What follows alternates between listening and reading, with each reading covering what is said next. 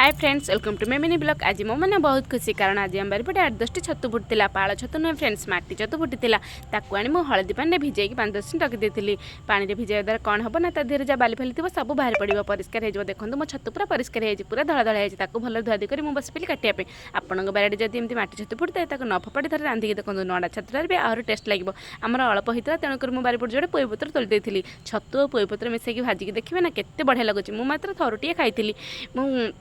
आपण भी थर करके देखो ना बहुत भल लगे। देखो देखो फ्रेंड्स एमती देखा पूरा माटी छतु ताको न फपाड़ी थे रांधिकी देखो ना ये सब बड़े फुटे नहीं गया काँ के कुछ कि फुटी जाए मो बाहर 13 वर्ष भितर यहाँ 4-5 थर मात्र छतु फुटी छतु पोईपत्र मजा जी खाई सी जानी मो मामू घरे गोटे थर खाई मत मो आई रांधि देता पोईपत्र छतु पियाज टमाटो कंचा लंका सब पकई भाजी मत पखाड़ हाथ खाया देता सतरे आई मत आमती किए खुआदेव खुआई तो कथा आज मोर भारी मन पड़े छतु पोईपत्र देखिले मोर मो आई कथा मन पड़ जाए जिते जन रांधन कहीं मो आई परी कहीं रांधे सत कथा कहे फ्रेंड्स मामू घर गले आपको देखिले किए बहुत खुशी हुए मामू माई अजा आई किए बेसी खुशी हुए आई ना मोर तो आई बहुत खुशी हुए सतरे से जोड़ी जहाँ लुचेक रखी मत देखीदेला मैंने आनी आगे देदेव मो नातुनी मैंने खाइब मो नाती मैंने खाइब आई परी कहीं भी हेनी आई कथा कहला बेलू आज मो आखिर कहीं लुह जकई जाऊँगी सतरे आई तो बहुत मिस करुँची छाड़ू आज्ञा देखो एपटे मो छतु भी रेडी हो गलानी छतु देखिए मत बहुत जोर भोक लगे बास्ना मुझे संभाली पारूनी सागे सागे पाड़ी नहीं गली चलन देखिए छतु टेस्ट करवा वाओ बहुत भल होती आपड़ भी थे ट्राए करके देखो ना भल लगे मो छतु बास्ना मो नानी पाक पड़ेगा सी भी सुंग सुंग पलि आसला कौन रांधिचु